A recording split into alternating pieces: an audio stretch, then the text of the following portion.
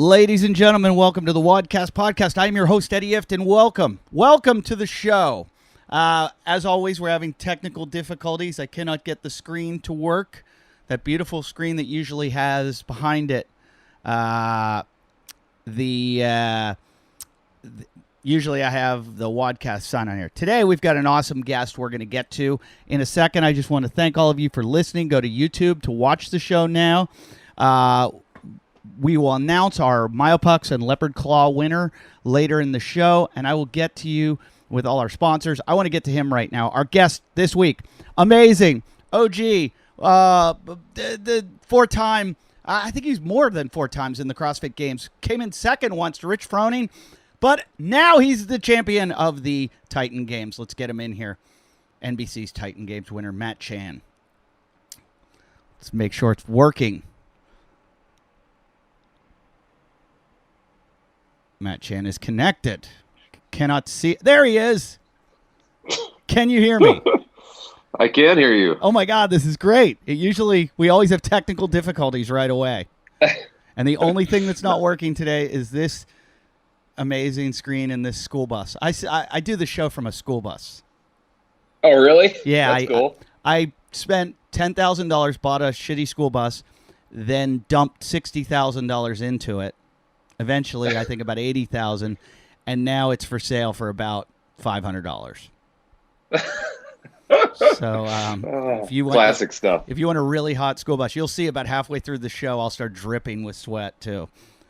Oh, is it super hot? Oh my God, I have no air conditioning. I got it's a nightmare. It's my life. But you, congratulations first off. Thanks, man. Appreciate it. And congratulations. I'm congratulating you for finally getting on the WODcast podcast after all these years. Took me all these years, you know. I don't know I'm glad to finally have made it. I don't know why you've never been on. Like, of all people. Me neither. I'm talking too much as always. But no, I've always wanted you on the show. Always I think it was just you were never in LA. Yeah, it's pretty rare that I'm in LA. The last time I was there was Games Combine. That was pretty short. But before that, Sheree and I stayed in LA for a little bit when we were traveling around in an Airstream. I remember watching videos of you in your Airstream. And we were in the Morongo Valley for at least a month, and we were in LA for a little bit too. So Morongo Valley, why? What's there? Isn't that Palm Springs and all that stuff? Yeah. Why? Yeah, we were hanging out in Palm Springs. That's where retirees go. Oh, dude, that's where I want to be, man. You're ready to retire already? Yeah, dude. Aren't you? No. I got a 1-year-old and a 5-year-old. I'm like just getting to work. I lived a life of retirement for about 20 years, and now I have to get to work. Yeah, gotcha. Okay, all right. Well, I've done it backwards from you then, and I'm burned out and I'm ready for it. Yeah, you're burned out. You just what are you, 42? Yeah, I am. 42, and you just smoked everybody in the Titan Games. And yeah, thanks. Which, by the way, I watched it all on YouTube, as I do. I don't watch TV. So you missed a lot of the story stuff then. Yeah, I did, because I know how reality shows go, and like that's pretty cool stuff that they put together. Here's the thing. All these guys you were up against, they look like bodybuilders out of like steroided hell. And then the guy you go up against looks like a fat substitute teacher. Like the guy who made it to the finals with you. I know you're going to be nice about it, but like if I was to pick a guy who was going to win it from the beginning, I would have said you. Because it looks like you had the build, the CrossFit kind of like all around, be able to handle anything. Yeah. The guy, and there was a lot of really good competitors in this. And the guy who made it to the finals against you, how? Yeah. How? Well, you know what? Will's one of those guys. You know, he's got the dad strength, and he's not even a dad yet. He's just one of those guys that's if you make some assumptions about him, you're probably going to be wrong because he's very, very strong. I mean, the guy, as far as like powerlifting numbers, he's, raw, competitive, raw powerlifting numbers. Oh, so that's what it is. Yeah, but even aside from that, though, the dude's just super athletic. I mean, you know, very competitive baseball growing up and all that stuff. So I mean, he's an athlete. How much And cardio was it? it felt like it was, you know, there was a couple events that were very glycolytic, especially Mount Olympus. That felt like it was, you know, a 3 to 4 minute hard CrossFit effort. You know, so afterwards it was difficult to catch your breath and stand up straight and all that stuff. Yeah. And then some of the other events, they actually cut out a lot of the time. So like, for example, the event that was called not Herculean Pole. Oh man, I'm forgetting what it's called. The one where you push the door up against each other. You know, that was an extremely long event for almost everybody that participated. I think Danny and Kelly Stone. No, is it Danny and Kelly Stone? No, it wasn't. But Danny's event when she was doing that one was the longest. I think it was 26 minutes, and our event went 23 minutes when I went up against Bartley. And that's obviously doesn't make for good television, but that's a long, strenuous aerobic effort. Yeah. So, yeah. It was a really good show, and I feel bad ripping on the guy because but he does look like that guy. We used to call it in high school burnout strength, like the guys who never did a sport ever, and like they lived on like, you know, like their dad was a mechanic or something, and they had to like, you know, take off carburetors all day long, and so they had this like freakish strength just from like life work. Right. Yeah. From real no, work. I like that more than just like the CrossFit people. You know, it's just like, great, you're good at clean and jerks, you're good at snatches, that's really cool. This guy's good at everything. And you throw anything in his face and he could be like, I don't know what a snatch is, but give me 10 minutes, I'll figure it out. Yeah, that was there was a guy on my football team in high school named Doug Hahn, and we'd all go to the weight room after practice or whatever, and I'd be like, "You coming?" And he was like the best player on our team, and he'd be like, "Pfft." And I'd be like, we're all going to lift weights," and he's like, "I'm going to chop wood."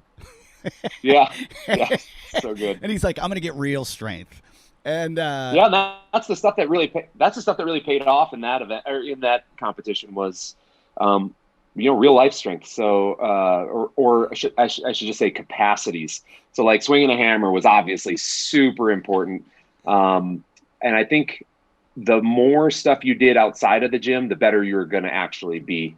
I think the important parts for the Titan Games competition was to expose yourself to other things that are going on in life, like, you know, recreational activities and stuff like that. So. Well, I'm a big proponent of like, I love when, you know, when Castro throws in these weird events into the games. And I've always said that it's great that you know, you can be really good at CrossFit, but if you're going to claim to be the fittest in the world, don't have such specific things that you're skilled at. Have things like, you know, like I always joke, like run a refrigerator, carry a refrigerator around a track. Like, if we took all the CrossFitters and said, all right, you each have a refrigerator, get it around this track, who's going to get it around there? Or just weird things that they can't train for. And and that's what I would like to see, is that you train using all these specific things, and then you get to the games and it's like, and that was kind of what the Titan Games was. Yeah, it was. But, you know, I agree with you. I think the CrossFit Games are awesome because that is the stage, if you will, for showcasing not only, you know, elite fitness, and that could look like a lot of the CrossFit events that we're used to seeing, but also athleticism. And that's where it's like, this is my first chance on an apparatus that has not been practiced by any of the games athletes before, and who can adapt immediately and win this event. And that's the stuff that's always been the most exciting about the CrossFit Games. And I think the first thing that I remember being exposed to in the CrossFit Games where that was like a big part of it was that monkey bars event in 2011. And I mean, who would have thought we'd see not only a bike erg, right? That didn't really exist back then. I think they used the Watt bike for that event. No one practiced that. But also that 50-foot long monkey bar section that I don't know many people that had spent much time on something like that other than the occasional obstacle course. And it was cool to see who actually was able to just, without ever touching it, because we weren't allowed to, put our hands on that apparatus, who would be able to just jump up there and start flying on that To thing. this day, one of the most exciting moments in CrossFit history when Josh Bridges flew through there. I mean, it really was. It was with who was he? Was he up against you? Who was he up against? Yeah, it was you. Yeah, I came off in the last like 15 feet, man. My hands were, my forearms. Were you tearing? Arms. No, it was just fatigue. Because that was back in the day when everybody teared too, because everybody was just like, oh yeah, like we don't wear gloves, we're CrossFitters. And everybody would have these like bloody hands, and I'm like, you're morons, put gloves on. Put some kind of strap on. But there was this mentality of like, no, your body should adapt. Your body should adapt. And I'm like, no, you shouldn't be bleeding all over the place. Right.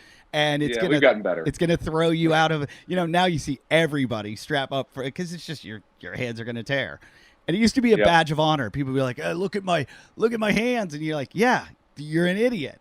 And the next few events are going to be very rough for you. That was, I would say that, and then Froning falling off, or not falling, but not being able to do the rope climb were two. It's funny. It's like some of the greatest athletes, and here are these moments. So like, it's almost like I remember Kalipa when he couldn't get, it was a snatch, I think, or a clean and jerk. Do you remember when he kept failing? Oh, yeah. I mean, we're talking about guys who are the greatest in the sport. You, Kalipa, Froning. But to put that in context, I mean, that's how far the CrossFit Games have come. I think prior to the 2010 CrossFit Games, which is where you're talking about Jason failing at the end of Amanda, I don't think they required a squat snatch at 135 pounds at that point. Wow.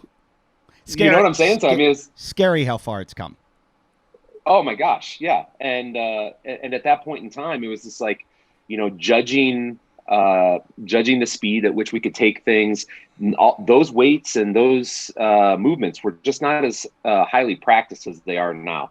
Now there's almost a standard set of skills that you kind of have to be able to not only perform but have a pace for. And I think what was cool back in the day is all that stuff was just a big surprise. And you either had practiced it or you hadn't. And if you hadn't, do you have the athleticism to just kind of kick it off and see how it goes? Well, it's so cool because you've taken it and what you've learned from all of that, and you've been able to apply it. And it goes to prove that CrossFit does, like, you're proof of that winning the Titan Games, that all your training in CrossFit has helped you. And none of these events were CrossFit events. They were all things you've never done before. And so it proves the fitness level, and that's great. And that's what I think it should do. I saw Froning has some obstacle course race, not obstacle course race. He's doing like some 4-mile trail run down in Alabama. Mayhem's doing with where there will be like 7 stations where you do like CrossFit type events. And I like to see the expansion of that. I always thought that would happen. And it's a way for guys like you to go out and make more money and prove and show, use this thing that you've been in the gym training with. And there's always been this notion of like, hey, we're CrossFit, we just do CrossFit. And it's like, no, the Ninja Warriors do CrossFit, obstacle course racers do CrossFit, and there's all levels of fitness. And however much you do it, it's going to help, and it's going to, you're going to be able to apply it to your sport. Yeah, I'd say CrossFit is the single best thing I've experienced for like just general physical preparedness. I mean, there's a lot of things that have contributed to my overall fitness. I grew up swimming. Weren't you water polo? I played water polo in college. So, I mean, there's a lot of things that contributed to my overall fitness, but I'd say that the experience that I've had with CrossFit over the last, I guess it's been about 13 or 14 years now.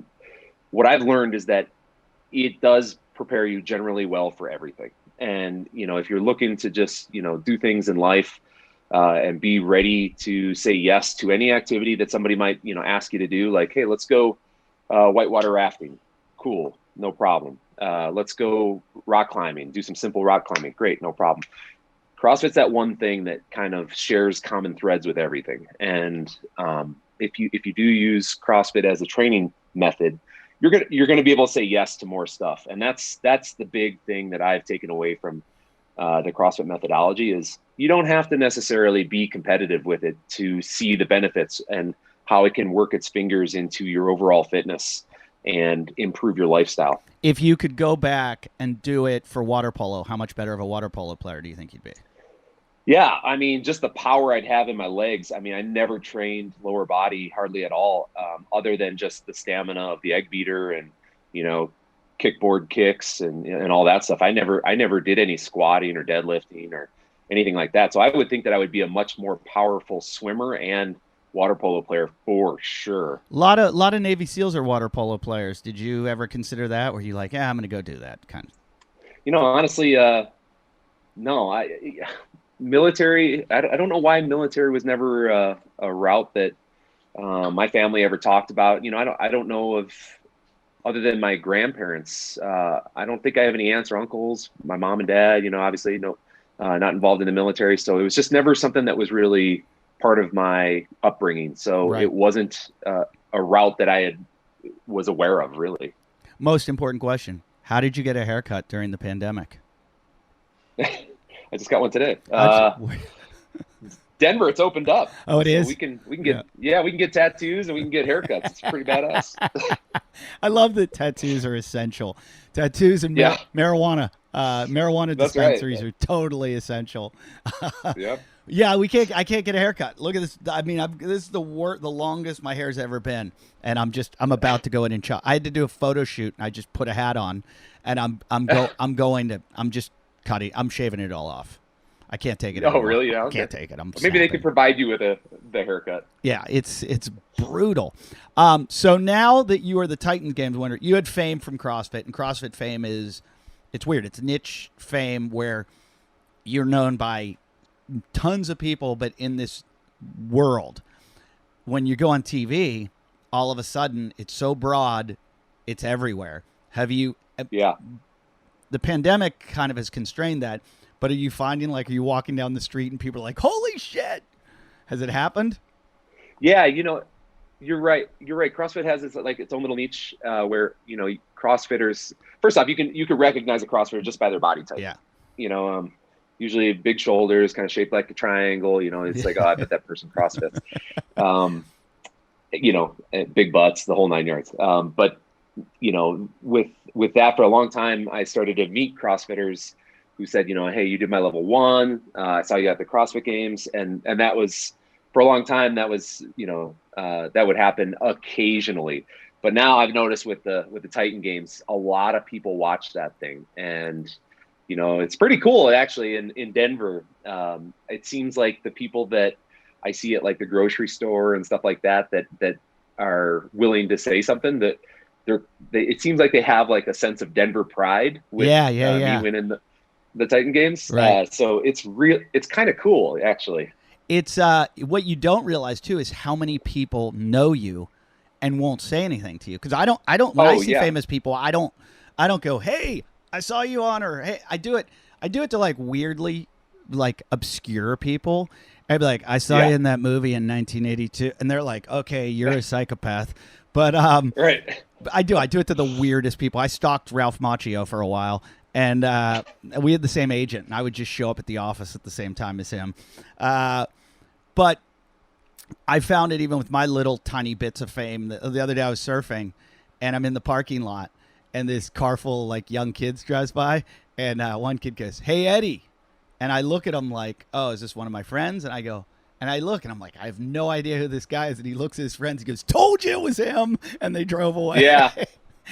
That's cool, man. And I was like, that was weird. I wish I could have.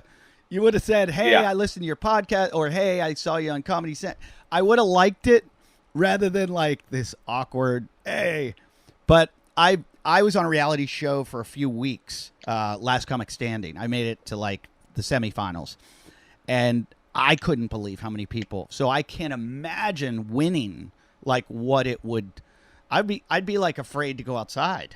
if I were you. Oh yeah, no, I don't think it's anything like that, honestly. I mean, yeah, I think they said on average 3.7 million or 3.9 million people watched each of the shows on Monday nights, and that's not even including like All the online. the Hulu and all that stuff. So Right. yeah, definitely a lot of people watched it, and it's super cool. And you're probably right. There's probably only like a small percentage of people that um, honestly like have the confidence to reach out and be like, hey, I saw you on the Titan Games. It's super cool. um, so yeah, I personally, I think it's cool for me because I feel like I won one for the team, both Denver, Yeah. Firefighters. Yeah, it's firefighters. awesome. Yep. CrossFitters. The CrossFitters. Yeah, Yeah, yeah. I mean, absolutely. So when I saw you guys like Danny Spiegel and Margot, I love Margot. She's the best. And when I saw you guys doing it, I was like, yeah, good. Like I get someone rather than someone who just does it. Like you'll see in Ninja Warriors, oh, this guy trains in this or this or this, and you see somebody who's like yeah. part of the community. It's pretty cool. Do you think you could have got through that wall with your shoulder that Margot couldn't get through? No, that thing was thick. When I saw her do that, I was her, like, "Oh, what are you doing?" I know. Like that hat. I mean, she probably rung her bell because it was thick enough that like it took me, I think, like 3 kicks to even put a dent in it. So the fact that she put her head and shoulder up against it. What was that? What was that made of? I think it was like 5/8 inch drywall with like this probably like 4-inch thick foam backing. So, did you feel like a firefighter at that point when you were kicking that thing through? Man, I'll tell you what. I think for season 3, I'm always going to put my money on the firefighters because I mean, there's so much sledgehammer work. There's so much just like grunt work of kicking and really pushing and all that stuff where it's just like, I find the stuff that I do on the fireground really does contribute to the skills necessary for the Titan Games. So. I was watching with my wife and daughter, and I was explaining. My wife didn't realize how fit firefighters are, and she's like how fit, and I'm like, it's ridiculous. I go, it's the most competitive thing in the world to get that job, and like those guys are like freaks. I go and I try to tell everybody this. I helped out with the charity with the National Fallen Firefighters Foundation, and I watched the guys fight the fire. I live in Malibu, so I watched my whole town burn and watched what the firefighters have to do. And after that, I was like, holy shit. I was like, they got to hike up that hill. Then they got to start shoveling. And then they're like doing brush clearance. And then they're coming back down and they're covered in, like it's not like they're wearing shorts and a t-shirt. These guys are covered in, it's the hardest job in the world. I'm way too much of a pussy for that. Yeah. Well, I mean, the firefighting that you're talking about is wildland firefighting. Yeah. And it takes a different type of individual to fight those fires because there's really no respiratory protection. They might put a bandana over their nose and mouth, but even in addition to all the just straight up labor involved with that, like digging lines, stretching hose lines, putting out fire, cutting down trees, all that stuff. They're doing it while their respiratory systems are compromised for not just like, a short period of time, but for weeks on end. So those dudes are real heroes. And, there's a lot going on in California and Colorado right now. And it's taxing the national wildland firefighting system because, California draws, they have CAL FIRE that obviously is their first responders for any sort of wildland fire, but they also rely on, the guys coming in from Idaho and Montana and stuff like that. All over the place, all over the place. And, the same in Colorado. And those guys are really taxed right now. So, it's definitely, they need the support. And I think the footage that they're getting and the support they're receiving nationally is, well-deserved right now. And just pray for them because, that's scary shit. Yeah. I have a couple guys that listen to the show that I met at my show in Boise, and they came out and they were telling me all about it. And they were the, or maybe they were the guys in, I lose you there? Oh, there you are. I'm back on. Maybe I lost, or maybe they were the Oregon guys. I have a whole bunch of, I think it was the Oregon guys. Or no, the Boise guys were telling me that, he's one of the smoke jumpers. He comes in out of the helicopter and behind the lines of the fire and fights it back. And he said his first day of training, they were telling him about cutting your line, like, because you drop with all your equipment, and I'm sure you know all this stuff, but they drop with their equipment. And he said if your equipment, like if your rope gets tangled, you're going to have to cut your line to get rid of all your equipment and get rid of the line so that you're not tangled in a tree because it could pull the helicopter down. And he said the very first day they told him, he said, look, we have to let you know, too, if you're tangled and it's a difference between the helicopter going down and you going down, we're cutting your rope. Like, wow. you're going to die to save the rest of it. And he goes, that was like a decision right there I had to make. Like, wow, like this is really, really risky. And then he told me about all the respiratory problems. He said, we don't have a good lifespan. He said, a lot of guys, a lot of cancer, a lot of lung problems. Yep. And that's no joke. And so watching, but those guys have the camaraderie like that structural firefighters have. I mean, they work as a team.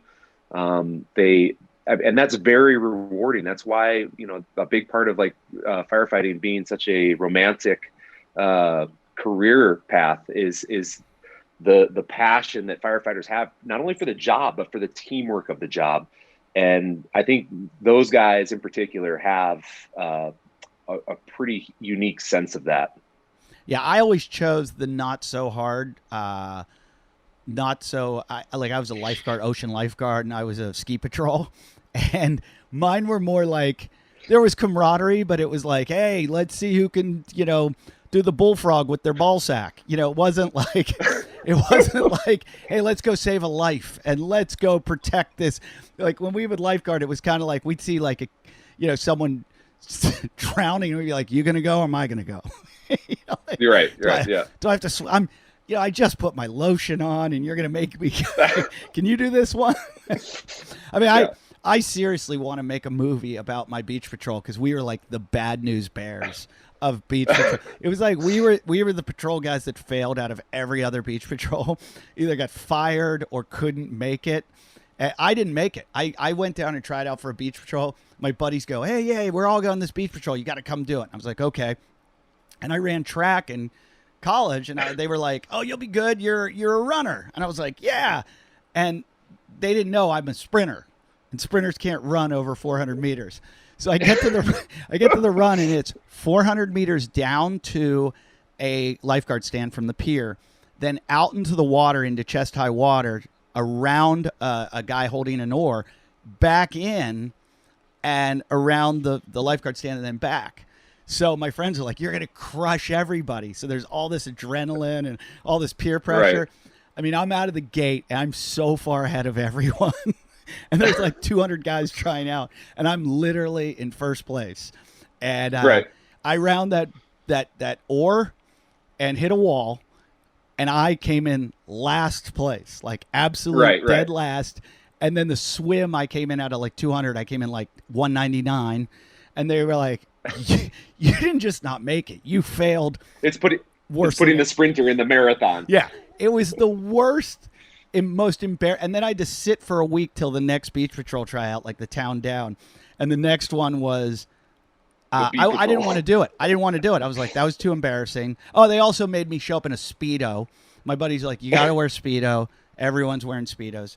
I'm the only one in a Speedo there. No one's wearing a Speedo. So then the next week, I show up in board shorts.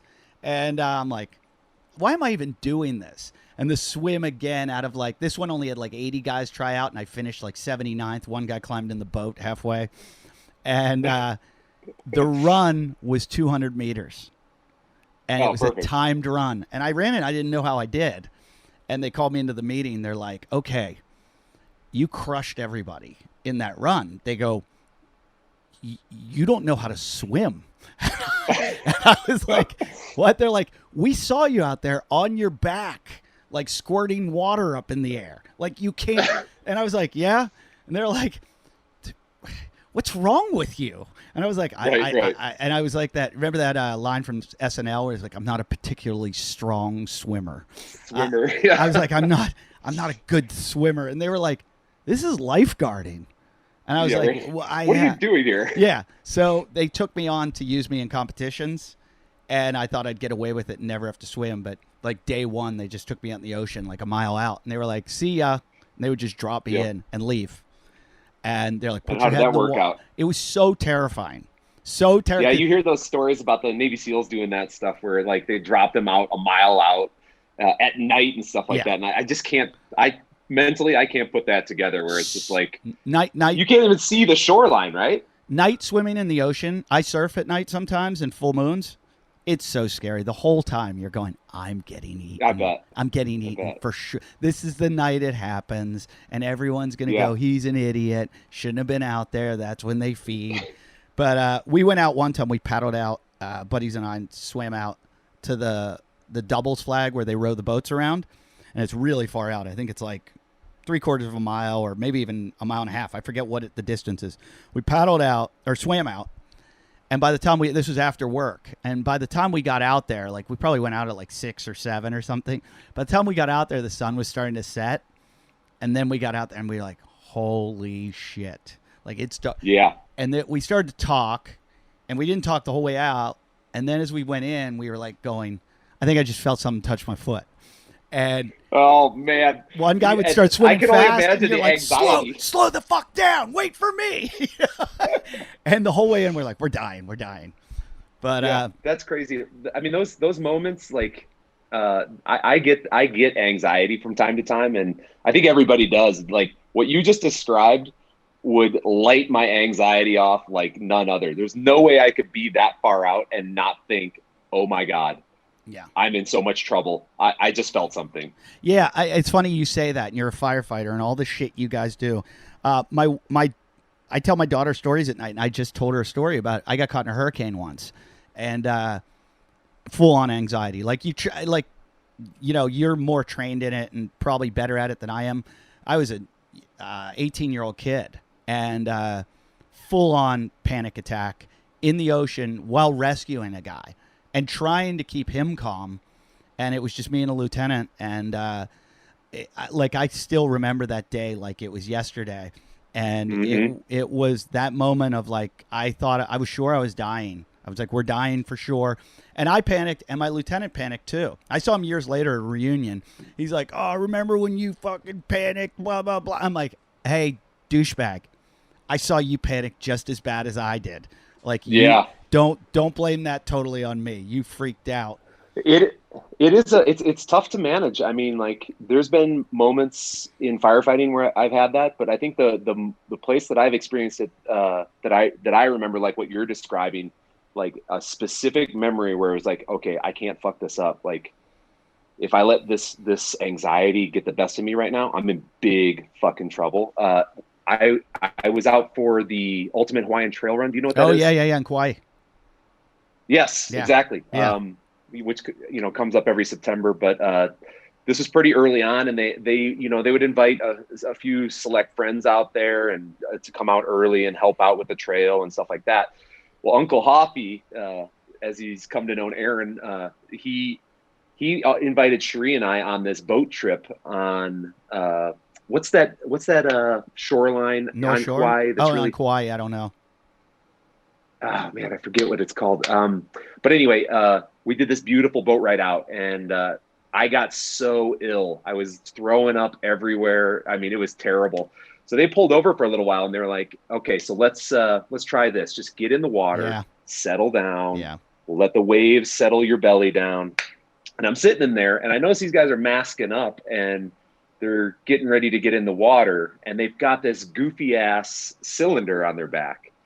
And they're like, "Okay, here, put this on." And they hand me one. And I guess it's called a Hawaiian rig.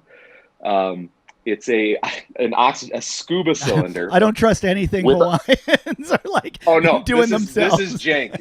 This is jank. So with a hook welded to it that goes over your shoulder. Okay.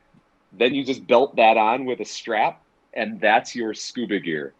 So I've never scuba dove in my life, and the two guys that I was with, Aaron Hoff and Kybor Garcia, I know Kybor. Like, they get in, they get in, and they're like, all right, so what we're gonna do is you put this in your mouth, you put the, all that stuff, and they're like, just follow the anchor line down, go down as far as you're comfortable.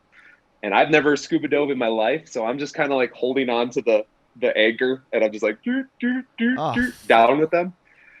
So I looked at the little depth gauge, and I was about 50 feet down, and I was like, wow. Yeah, I'm holding on to the anchor line, and they're on the seafloor, and they're like, "Come on down!" Oh my God! So right then and there, I started like walking myself down, and I was just like, "Oh boy!" I started getting the panic. Of course. And I was like, I can't get up fast enough. I can't get up fast enough. Oh shit! And I looked up tried to look up at the boat, and the boat was like a thumbtack up there. Oh. So the deepest we went was 103 feet. What? And that was my, first time ever scuba diving. And were they teaching you to come up slowly and everything like that? Oh yeah. Okay. Yeah. Yep. Yeah. We went up together and stuff like that. And there was a moment where I'm swimming around on my own away from the anchor line. And it was pretty darn amazing. But at the same time, I was like, get me the fuck back to that anchor line. I Google and see a picture of the scuba gear that they use? Do you think it's like on? I bet you could. What do they call it again? I think it was, they called it a Hawaiian rig scuba. It's literally, it's a cylinder with a hook welded to it that they wrapped in like some sort of foam. So I want the listeners to know, like, people that haven't scuba dived, I don't think you understand till the first time you go. Because my first time was in a pool. I took it in college. Those are the kind of courses I took in college. And I get in the pool, we get in the shallow end, and he's like, we're going to start here. We're going to swim down to the deep end. And this is in the big university pool. And just as we start going down that, like, you know, the slope down to the deep end, it just occurred to me, I don't know what is this that I'm breathing right now that is allowing me underwater? And it was just this feeling I'd never had in my life. Full on panic attack where I just went, and you're like weighted down, but you learned how to like inflate, but all of a sudden all your training goes out the window. You're like, I got to get to the top, and I go to swim, and you can't swim to the top. You have to inflate to the top. And and then I just went, if you freak out, you're going to die. You need to calm down. Calm down. I think that's great about our body has like such a survival mechanism that we almost will take ourselves out of a panic into like, you will die if you keep panicking. So you have to stop panicking. Well, yeah, but I think that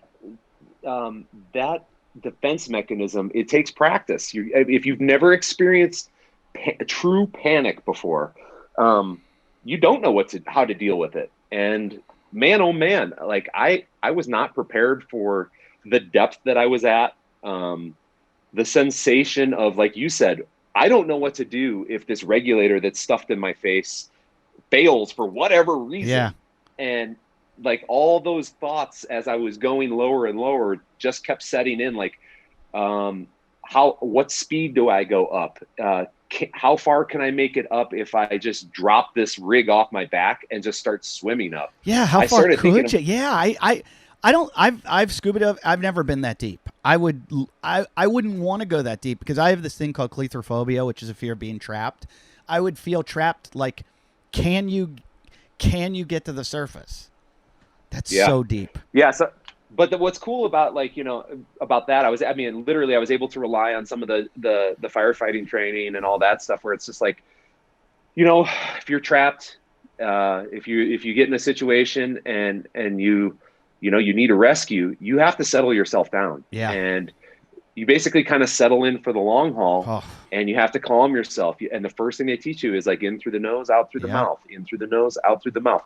And, you know, if I hadn't had that and learned to settle my own psyche down, I think I would have probably done something really, really more stupid than going down there in the first place. Right. Mark Devine years ago on the podcast taught me about box breathing, and it really taught me to settle down. I never understood how much adrenaline can like fuck you up and do. There used to be times when I was doing stand-up in the early days where I'd have to showcase for like Paramount Pictures or Universal or MTV. You know, if somebody big was coming out to see you, and all of a sudden it's no longer a normal show. And I mean, you probably even felt this a little bit doing the TV show, even though it was a competition. It's good to get your nerves up. You're like, wait a minute, this is being seen. I guess you feel CrossFit Games, same thing. But my nerves would go, and it can help you athletically. In stand-up comedy, it's the worst thing ever because it throws off your timing. And when you're talking too fast, your timing's out the window. You can't get it back, and you can lose the entire audience. And and so it happened to me at these weird times. I'd be like ready to walk on stage, and done this a million times, but all of a sudden, fuck, my heartbeat's going. And I'm like, oh no. And I would sometimes go to the bar and go, can I get a double shot of Jack? You know, like, let me see if that'll throw it back into, you know, neutral. That wouldn't work. And I'm like, oh no. And then I might do a couple more, and then I'm like slurring on stage. So it was funny. Mark Devine told me about box breathing, and all of a sudden I started doing it. I was like, oh, this is it. This is how you control your heart. You know, you just bring it down.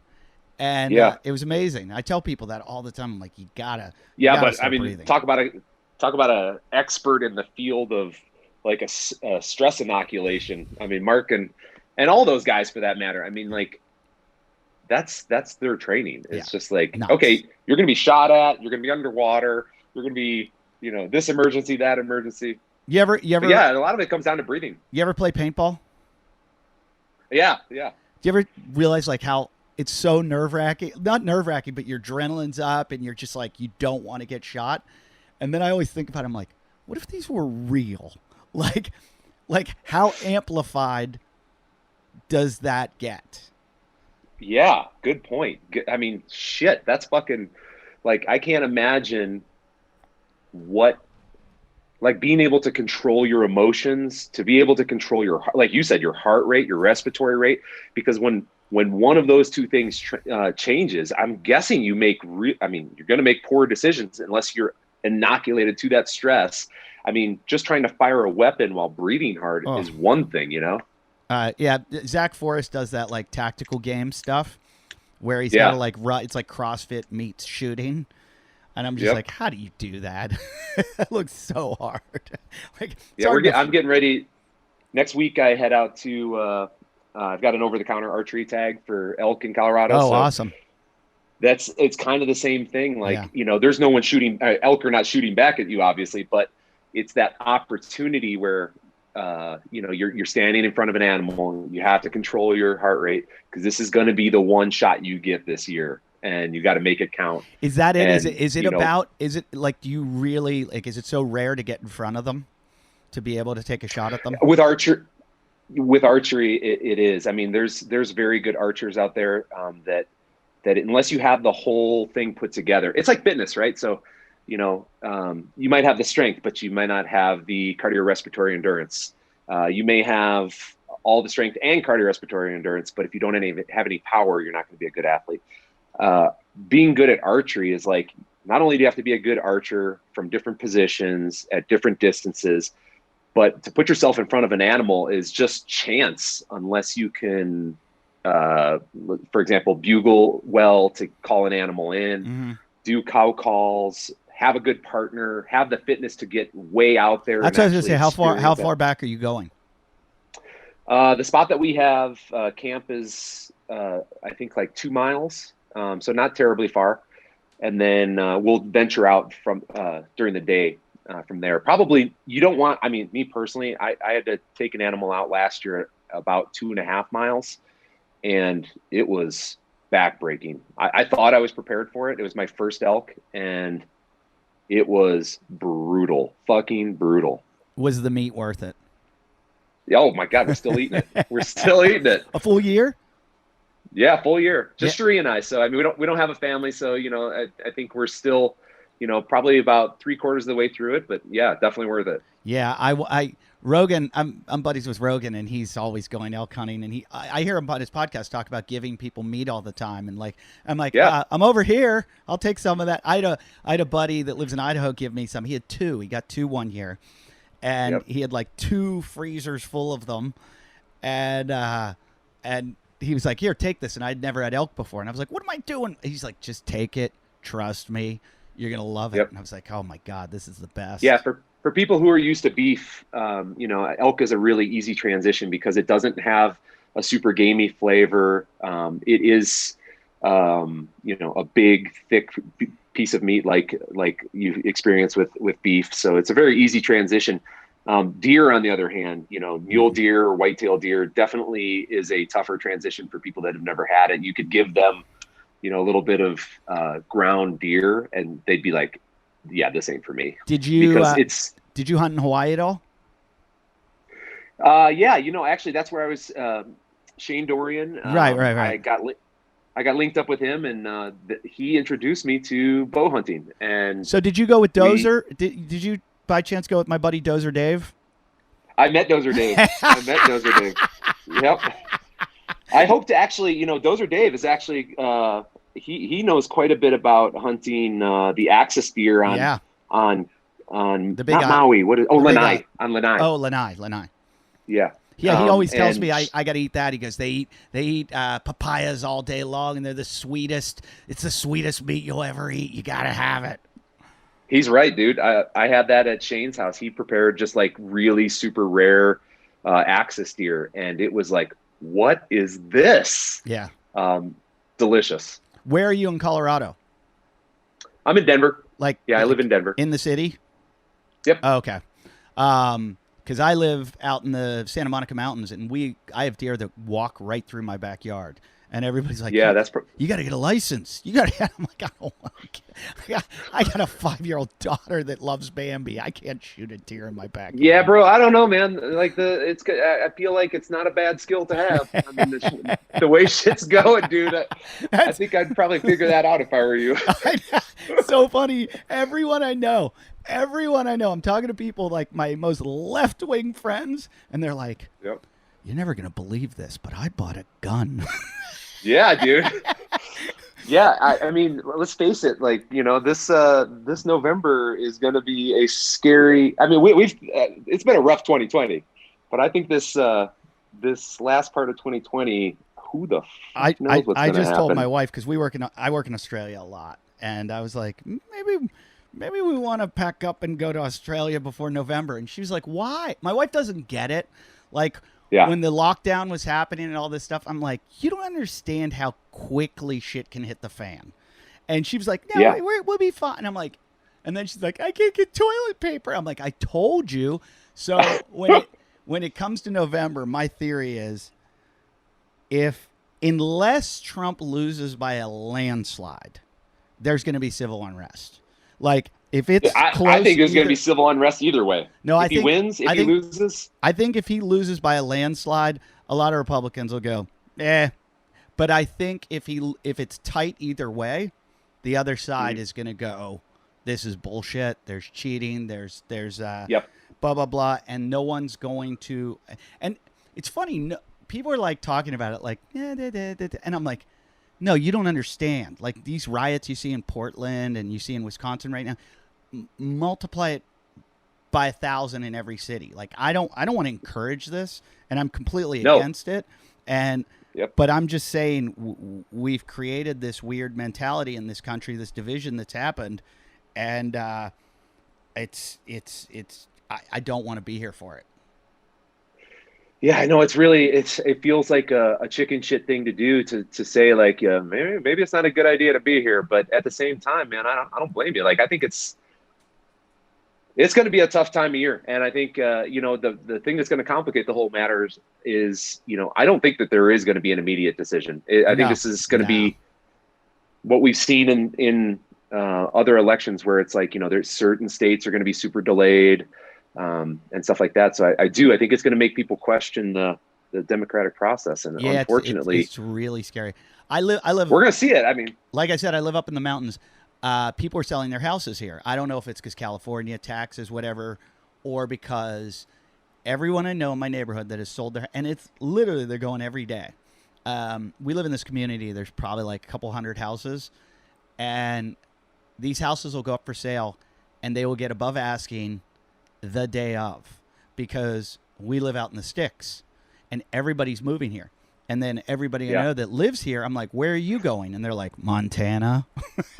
Yeah. You're like, Yeah. we just looked at a property in Montana. We're like, maybe we should move out to the, my one friend's like, he's like, I got 2 generators. I got lots of gasoline. I said, he's a really rich guy. I go, did you get a Tesla yet? He goes, fuck that. He's like, I'm worried about when they shut the grid down. He goes, Right. You're Yeah. not gonna have power. It's true. It's like, true. He's like, I've loaded up on gasoline. I got a house in upstate New York. People are freaking out. You know what's so funny about that though? Like having kind of made a small transition like that in the past. I moved from Denver. We moved into an Airstream for a while, but then moved back to the Boulder area, but in the mountains. It was only 15 minutes from the city of Boulder, but it was 15 minutes away from really what felt like civilization. These people that do move to Montana from a large urban area, let's just call it LA. I mean, it may be fun for a little while, Yep, like a couple months, but then all of a sudden they're going to be like, what did I do? yeah. My neighbor, I have to drive 40 minutes for a fucking grocery store. Yeah. So where we are, we're 15 minutes from a store, but we're like an hour from the city. And my neighbor across the street, I was telling him, I'm like, oh my God, everybody's selling and all these new people are coming in. He goes, they won't stay. And I'm like, there's so many new people. And he's like, they're not going to be able to handle the rattlesnakes and the mountain lions and the spiders. Yeah. He goes, they won't be here for long. And I mean, this is coming from this neighbor of mine the other day told me he did surgery on his own testicles. Swear to God. I had to tell somebody this because I haven't told anybody this.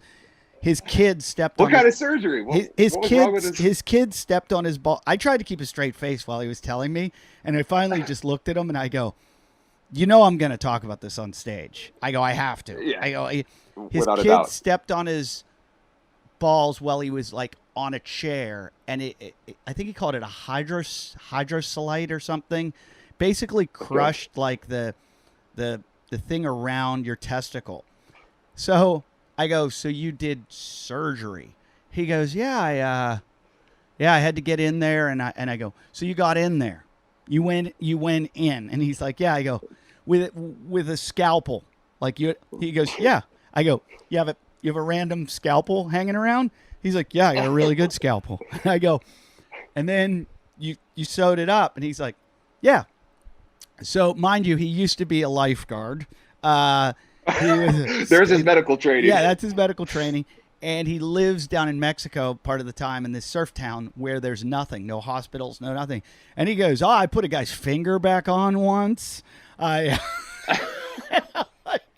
gotta meet this guy. No, but he's great because people always say to me, do you have guns? You sure? And I'm like, no, but he's got 30. I'll just go over. When the shit goes down, I'll be like, hey, can I borrow a couple?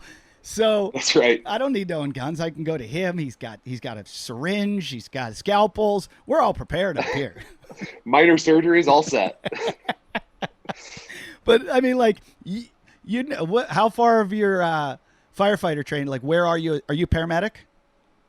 No, I'm an EMT. Okay. But our skill levels, they're always expanding. They're letting us do more and more, especially like under the supervision of a paramedic. We're pretty much allowed to do a lot of the paramedic level treatments.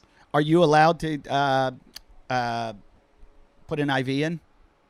Yep. Oh, you are? Okay. Because do that every day, multiple times a day. Oh, because we weren't like, I remember I had that like level of training for ski patrol, and they wouldn't. That was one thing we weren't allowed to. I could deliver a baby, but I couldn't put an IV in. Right. That was the right. one That's crazy, thing. Isn't it? That's like when you consider the. It's not hypocrisy, but just the irony of some of the things that you're allowed to do, but that you're compared to like what you said, just give birth to a child. It's like, okay, whatever. So early 90s, I become a ski patrol. The guy that like was teaching us, I don't think he was licensed to teach this. And at one point he was teaching us, like we went by the winter emergency care book and everything. He goes, okay, the most common injury you're going to see, skiers, thumbs, knees, and also, this is like when people weren't even snowboarding. He goes, the shoulder. You're going to see a lot of dislocated shoulders. You're going to know if it's dislocated if the humerus is hanging in the armpit. You'll feel it. He goes, now listen, I know how to put it back. He goes, legally, you're not allowed to put it back. But if you want, I'll show you how to do it. Right, yeah. I was like, it's the old man's opportunity to feel cool for a minute. And I was like, you know what? I don't want to know. I'm okay because I don't want to be able to be like, I think I can fix this. I think I got this. And but I saw some pretty gruesome stuff. You've probably that's all you do. You do way more of those calls than you do fire calls, right? Oh, without a doubt. Yeah. I mean, I think we do probably, I think the number for last year was like 73% EMS calls.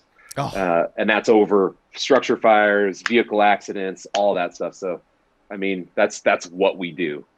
What, if you can say, if you don't mind doing it, what's the most gruesome thing you've ever seen?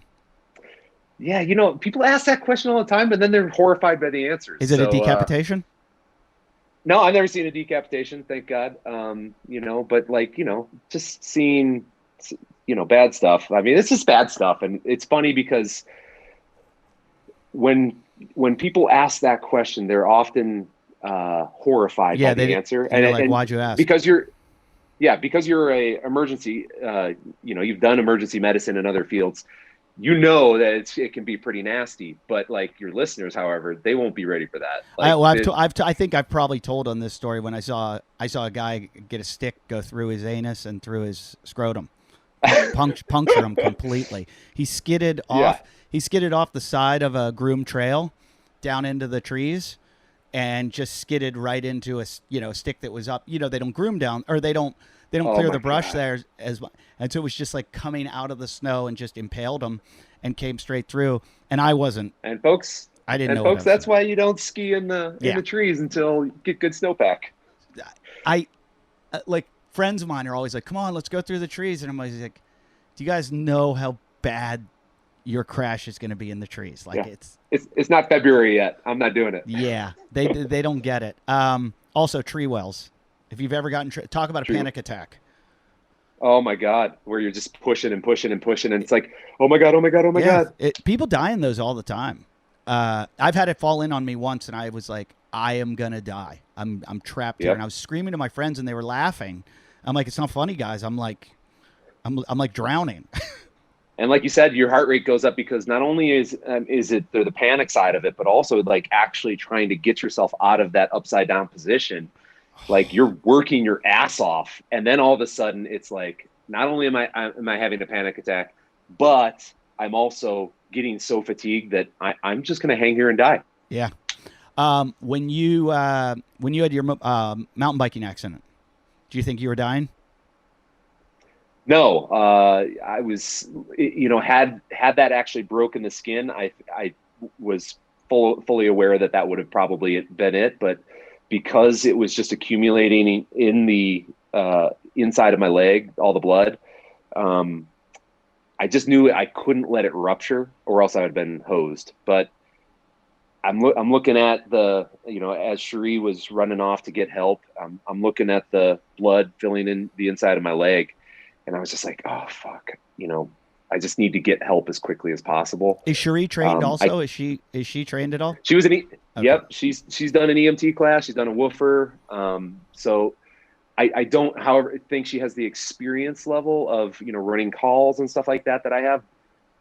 So there was definitely a lot more panic there. But we got through it. And I do have to say, like, she's had some long-term effects, PTS or whatever you want to call it.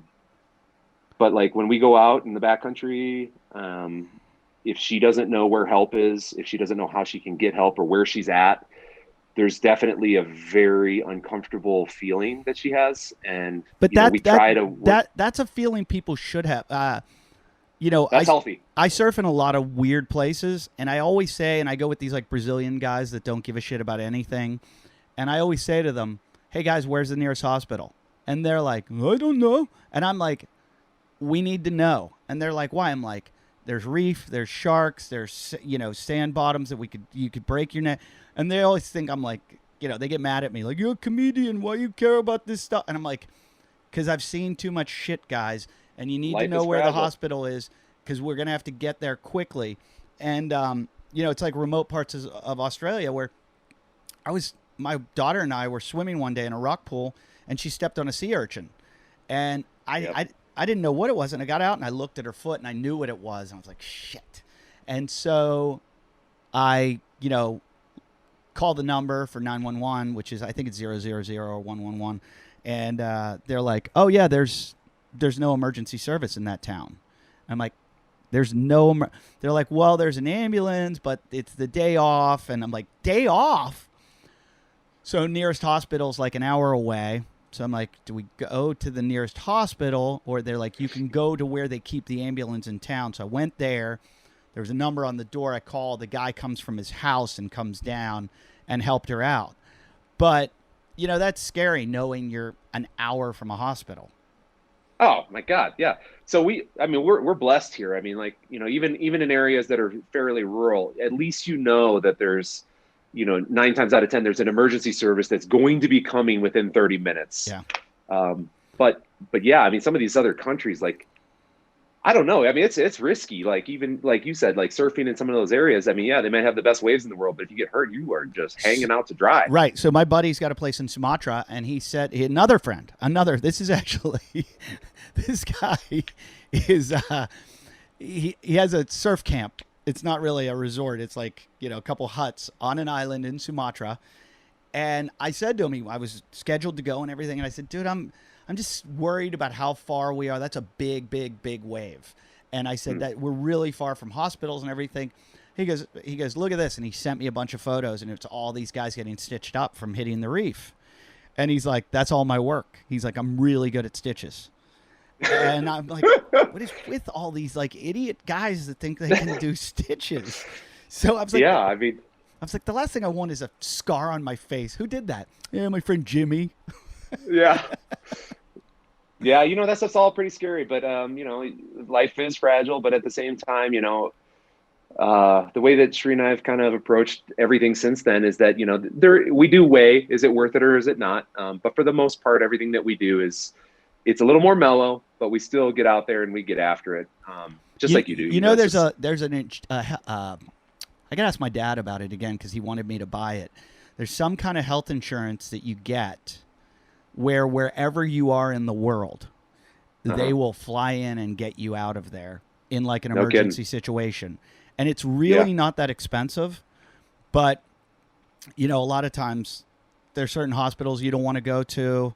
When I was in South Africa, everybody's like, if anything happens, you say private hospital, private hospital, private hospital. Do not go to a public hospital. Just whatever you do. Right. Like you have to. Otherwise they're taking your kidneys and you've got a broken leg. No, back then, like when I used to go to South Africa a lot, it was because there's so much AIDS there that they're not cleaning needles. They'll use a needle on someone, put it in the bed, in the mattress, and just keep it there, save it for the next person on the bed, and just put it right back in. So when I was going, I had to go there with a broken ankle one time. And I was talking to my doctor, and the doctor's like, you might want to take your own IV bag and like needles and everything in case. I'm like, what? And he's like, yeah, just in case. I'm like, I don't think I fucking want to go. Like, Hey, Eddie, can we do a quick break? Yeah, absolutely. Okay, 1 sec.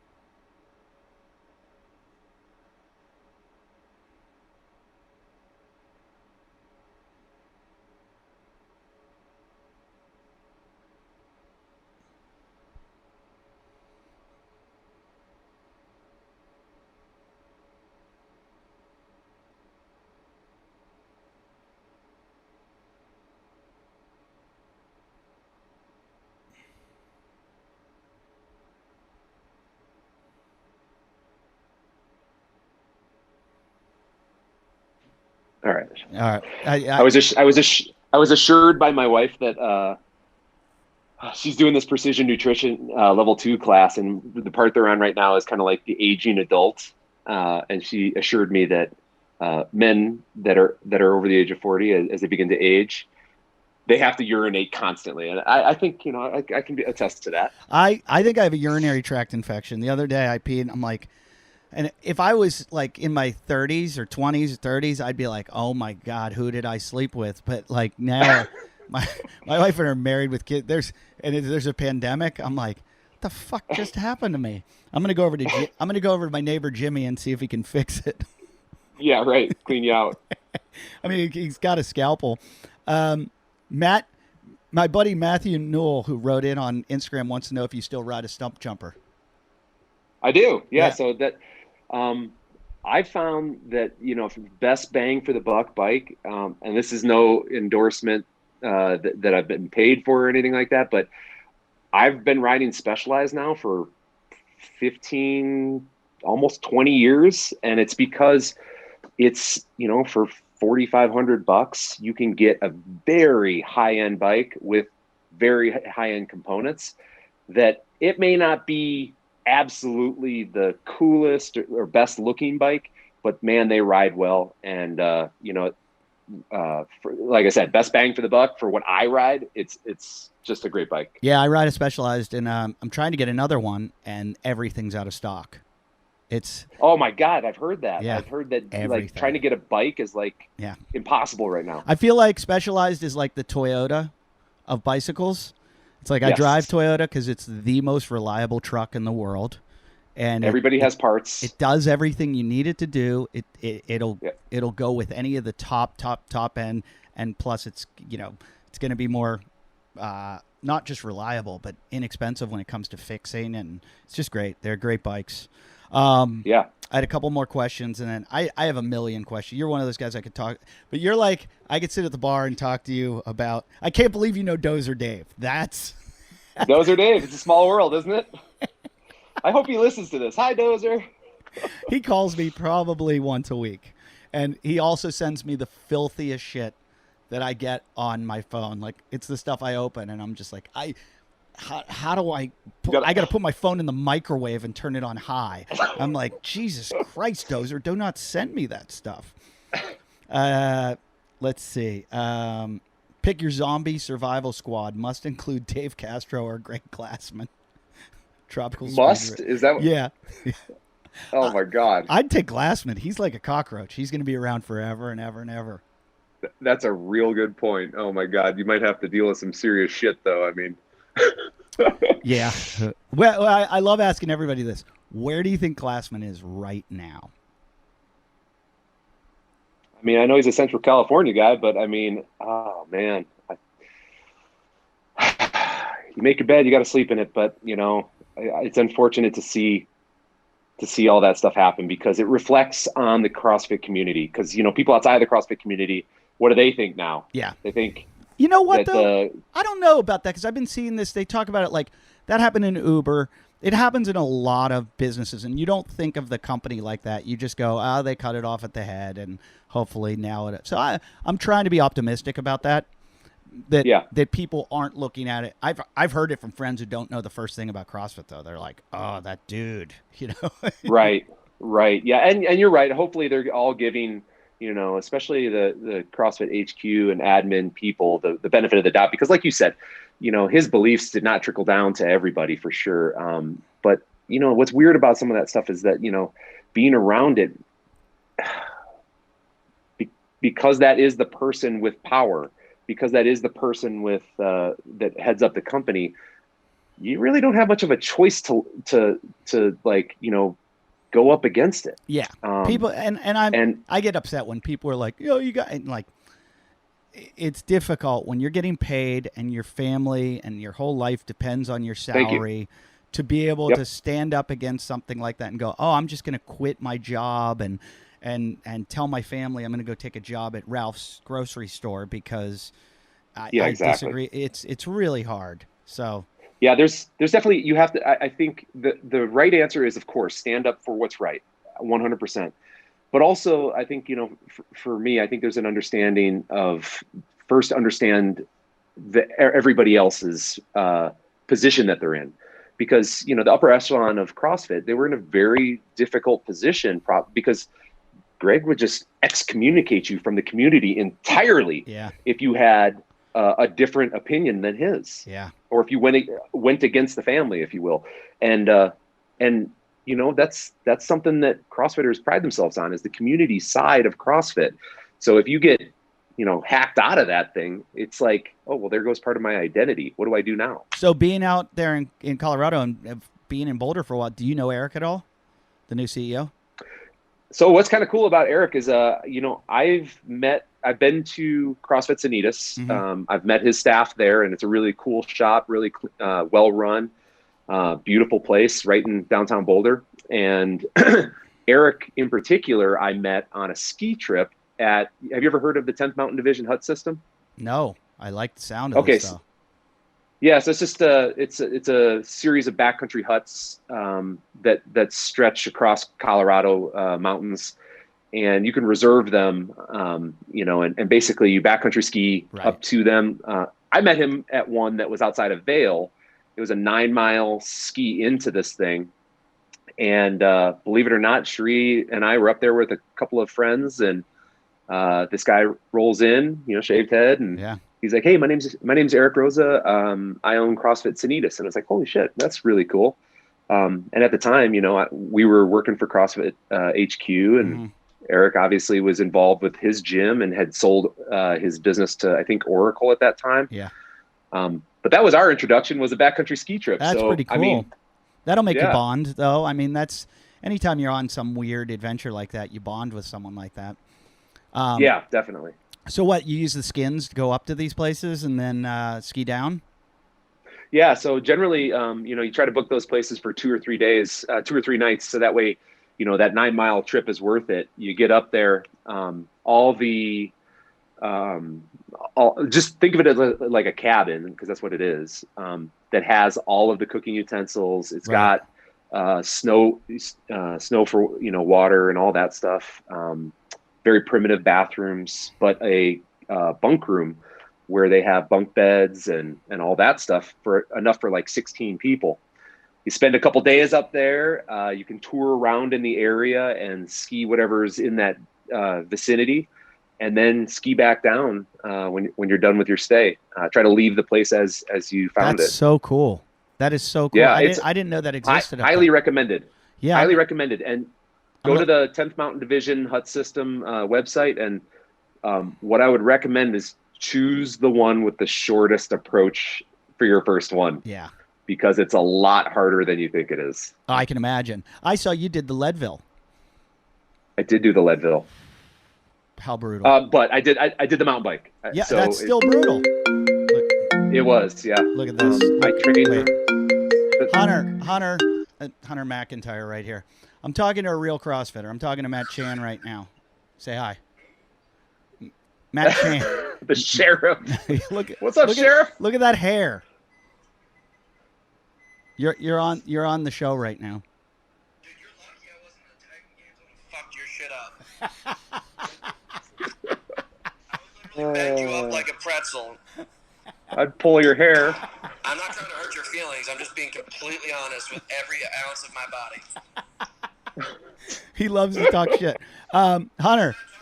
It's like 100% from the gospel straight to you. Jesus. That's how you make friends, so Hunter. Let me through that filter. He's still going. Did you hear that? Wait, say that again. He said, "You're so lucky." The producers didn't let me through that filter. He got cut. For a professional athlete to come compete against you guys. I wrote them back when I found out you guys were on that show. I was rip shit pissed. Jesus. Maybe it was your arrogance. I'm not arrogant at all. I'm just honest. There's like, well, we're looking for inspiring stories. It's like, there's nothing inspiring about me. I was like, I'll destroy your show. So you went on the Titan Games, like what was it, the almost Titan Games show? It was the LeBron version. No, that was just chasing people through parking Oh my lots. God! Did you see that? All right, I'd rather talk to. You guys have fun. It was nice seeing you, Matt. I was just having a good time. Goodbye. Good to see you too, Hunter. He loves to talk shit. You don't want to talk shit to a comedian. I mean, me, you can talk shit to because I have nothing to come back with. But you, on the other hand, you don't understand. One day I recorded a podcast with him where I tore him apart. Like, he came at me, and I've never gone at him like I did. And we went back and forth, and it was maybe the funniest episode I've ever done. And he had two of the top OCR racers on with him, and they didn't even get a word in because we were just fighting with each other. And but it was like a roast battle. And so halfway down, I looked down at the recorder. I had never turned it on. Oh, damn it. And so I just look at them and I go, well, that was a good show, guys. So thanks for listening to the WODcast. And I just closed everything up and left. And Hunter's like, how come that show never went up? I'm like, I've heard of that before, dude. And I could record. I mean, especially with the Zoom stuff, it's probably got to be pretty scary to like, is the record button on? Is it the video? Is it mute? Yeah, I'm over it. I've lost great episodes. I've had so many. Last week I had so many technical difficulties. I don't give a shit. I like your 10th Mountain Hut Division. Have you done the Silverton heli skiing yet?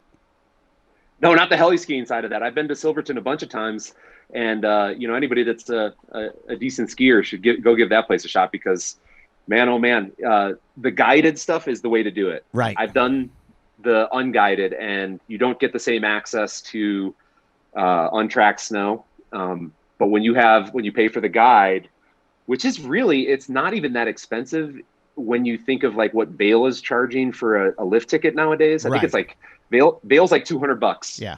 And I want to say Silverton is $175 or close to $200. Yeah. And you get a 1-on-8 or, one guide to every 8 or 6 to 8 people. And, they're like, okay, I want you to ski from this point to this point, and I want you to spoon each other's tracks so that you're getting fresh turns the entire time. That's awesome. It is. It's rad. Yeah, those guys are professionals. My buddies just did the heli skiing there and said it was unbelievable. They're like, why do people fly to Alaska when it's like right here? Yeah, and you can see it. So like when you if you pay for the guided or unguided, they have one lift.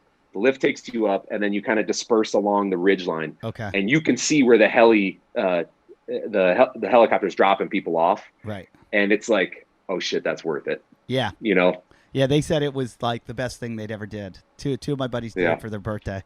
And I was just with them. I was supposed to heli ski this year and didn't get to do it. I've done it before, and it's a lifetime tick list thing. It's so expensive, but oh my God. I got invited to go. I'm buddies with a guy who was a Olympian and was a downhiller, and he's crazy. He's like old, but I was skiing with him in Park City, and he was doing layout backflips, and he's a downhiller. And he called me one day. He's like, "Hey, I got a ski trip going. And he named all these like top former pro skiers, like Tommy Moe and I forget the other guys. And he was naming them, and he's like, and we thought it'd be fun to have you. And I was like, I don't think it'd be fun for me. I grew up skiing my whole life, but I'm like, you guys are on another level. And yeah, you're still going to be the anchor no matter what, right? Yeah. And I was like, I just think when you take it's like, when I go to a CrossFit gym with like guys like you, all of a sudden my comedy skills don't matter anymore because I'm the douchebag in the crew where everybody's like, oh, look at this guy holding everybody up, oh, do we have to wait for you again? We got to go get the smaller weights. Okay. Every group needs the comedian though. And you've got that fucking settled. So where are you working out these days? What gym? CrossFit Verve. Okay. We are currently building our garage, which I'm looking at right now. We tore down the little 1930s garage that we had in the backyard here, and we're building a 400 square foot, 12-foot tall ceiling. Awesome. So we're really excited for it. But, CrossFit Verve, we've been working out there since 2008, and it's like a second home. So that's awesome. But I was going to ask you, are you going to do Masters at all? No, I think I'm done with CrossFit competition. You Yeah. know, I think my body's paid the price for what I did from 2008 till 2013. My knees and my back have definitely had problems over the years. And I'm starting to finally feel good again. So I'd like to keep it that way. And I know that training at that level that would be required to qualify for a master's level competition. Although it'd be a great achievement, and props to all the people that, you know, do have the ability to do that right now. I'm just not willing to put my body in the position where I could get hurt again. I don't blame you. And you do all these, people always say, I do CrossFit so I can do all these other things. It seems like you have such an active lifestyle, and your job, you know, you need it for that you can't risk it. Skiing. I mean, you know how skiing is. Are you a skier or snowboarder? Ski both, but I ski more. Okay. You know how it is. If you have anything going on in your knee, skiing becomes really freaking weird. Like you're straight leg skiing and you favor one side and all that stuff. So I prefer to ski. I like I like that so much more than I like now competing. Yeah. So that's why I slowed down a little bit in my CrossFit, where I was like, I want to go surf today, but I can't paddle because my shoulders, I can't move them. Why am I doing this? I like surfing. I'm doing CrossFit for surfing. So I always and that's that thing where it's like, you know, you have your kind of like out of season training where it's like really high volume, or it you know, can be. But then as you get in season, just taper down that training to, you know, 2 days a week, maybe 3, and enjoy the other things a bit more. Yeah. I when Hunter so rudely interrupted, he's such a dick. I've been doing his programming lately, and it's pretty good though. It's oh, cool. It takes forever because it's a million different things, but it's so low reps that I'm like, I don't feel sore the next day. I love it. But Leadville 100. You did the mountain bike. Yep. I did like a 20-mile mountain bike the other day up this thing that was like, I think it was like 3,000 feet I climbed in 3 miles. And it was 85. That's a lot of climbing. It was 85 degrees. I felt like I had the flu when I was done with it. And I can't imagine. Leadville is like, you're at altitude. It's a 100-mile race. How much climbing in the 100? Over 12,000 feet of climbing, and the entire race is over 10,000 feet of elevation. Holy shit. Yeah, it was awesome, man. Like, I'd heard of the Leadville when I first started mountain biking back in 2001. And it was just one of those things. It was just like, I'm going to put that on the list to someday do. Right. And I just was kind of in a point where it's like, and you know, I see the end of the road, you know, I know I still got a long time, but I just see it kind of like, okay, I'm not going to be able to do this stuff forever. Yeah. So I put in 6 months of training. Props to Coach Chris Hinshaw, because he wrote my program for using the Concept 2 bike erg. And I did 3 days a week of that. I'm sorry, 2 days a week of that, and 1 day on a mountain bike at just a very easy pace, and tried to increase the mileage. And after 6 months of training and doing CrossFit and all that stuff, I felt prepared, and I got the buckle, which means, you know, you go under 12 hours, you get the big old cowboy belt buckle that's like that big, you know. It was awesome. Great experience. Would you say, did it feel harder than the CrossFit Games? No, the CrossFit Games are interesting because it's stretched out over a week. So you have all those emotional ups and downs, and you have to prepare for the start of every event. And it's like, you know, the Leadville, you start one time and your emotions are super high, your adrenaline's super high, and then it just settles out and you just are riding for 100 miles. Whereas the CrossFit Games, it was like, you know, 9, 13 events, and every time 3, 2, 1, go would happen. It's like, oh my, here we go. Yeah. You know what I'm saying? Did you ride with anyone else when you did it, or were you alone pretty much the whole time?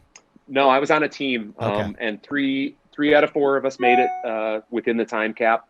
One got cut at the first time cut, which is unfortunate. You know, it was his ride. We were riding for him. He survived prostate cancer. Okay. And It was his 60th birthday. And he was really close. It was the first time cut is pretty aggressive. And he was really close, like within 3 to 5 minutes, and he didn't make it. So unfortunately, when I made it to the top, I would have been yelling at the judge. He had cancer. Come on, let the guy go. I know.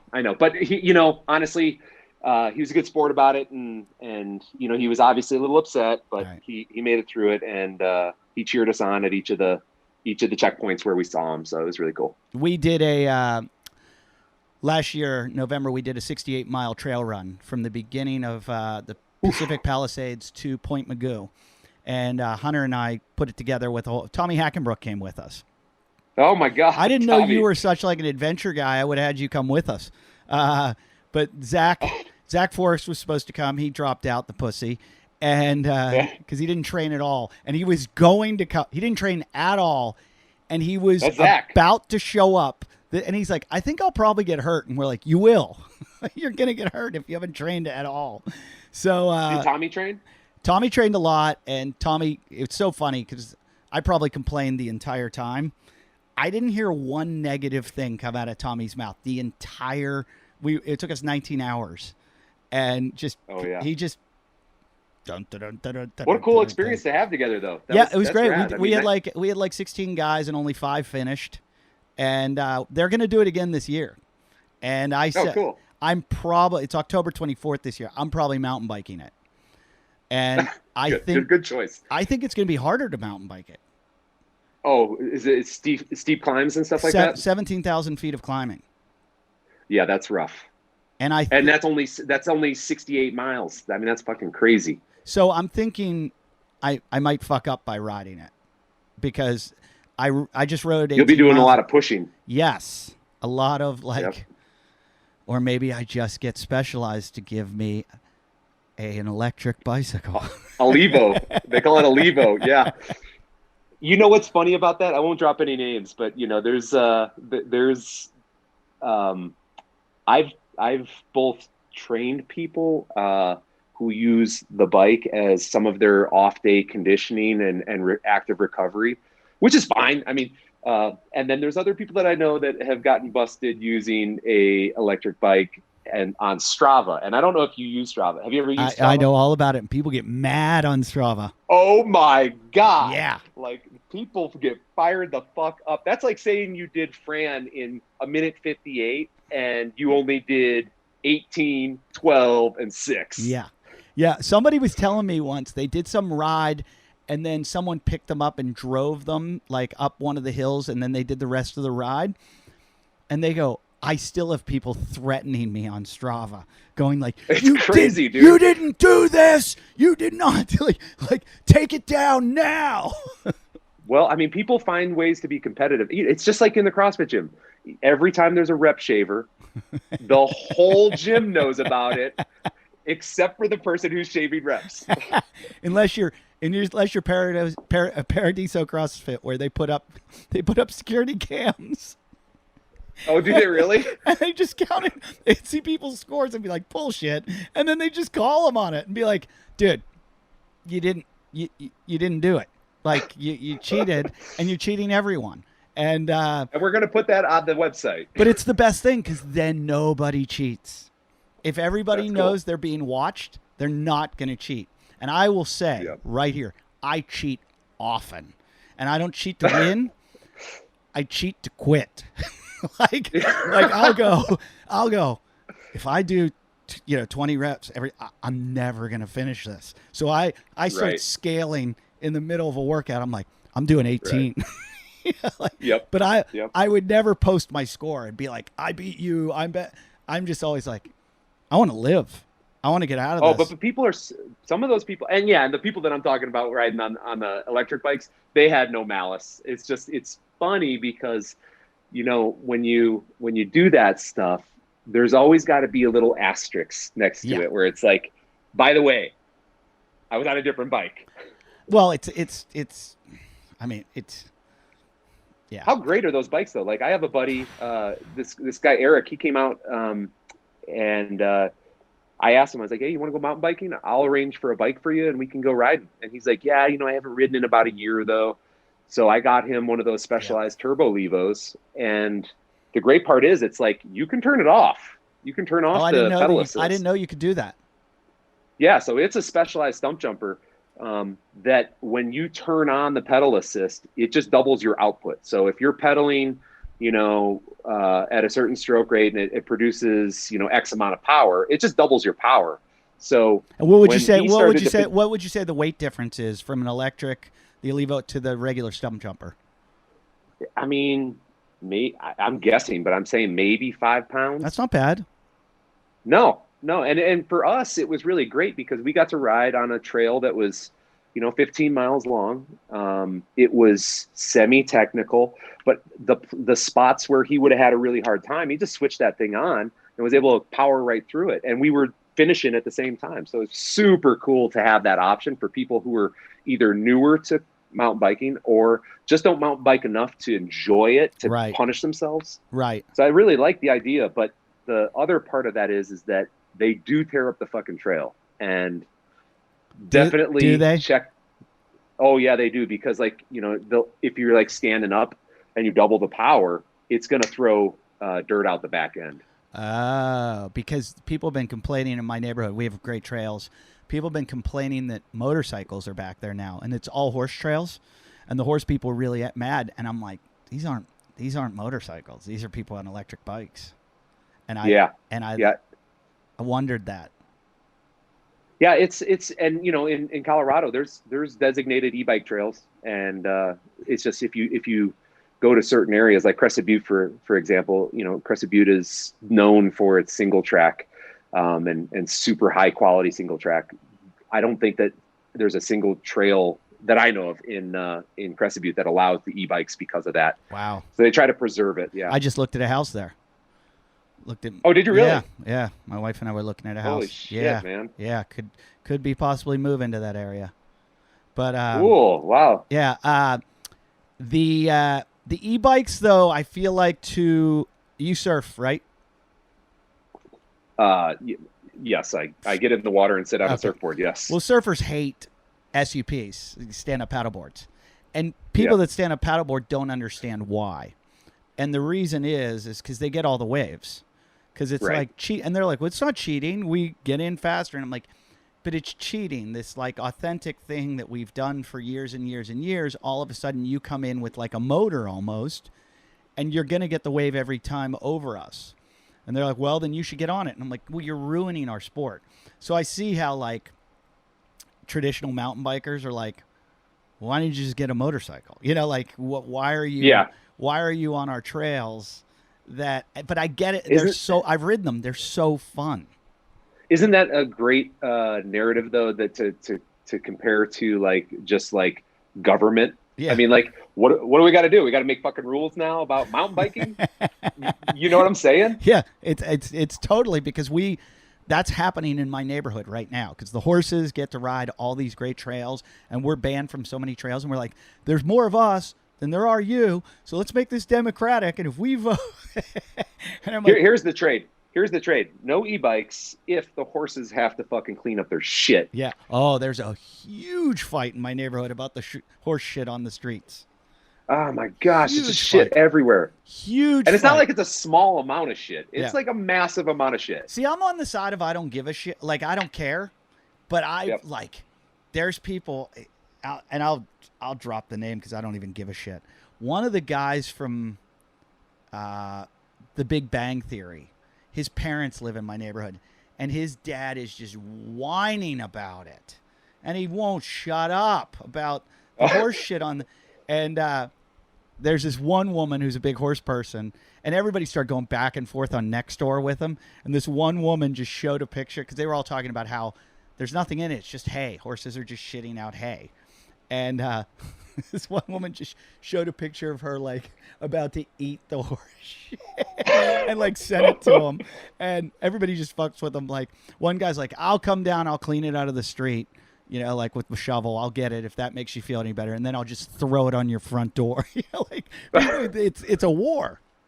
Oh man, anything on Nextdoor turns into a war. That is like, you want to get into some shit, get on Nextdoor. Oh, I do jokes about it on stage. I have a new album coming out pretty soon, and I have probably a 20-minute chunk on Nextdoor. Oh, really? I could spend half my day on Nextdoor. It's amazing. Dude, that's probably great for your material. Somebody put bloody tampons in one of my neighbor's mailbox. Yep, Nextdoor. It's the best.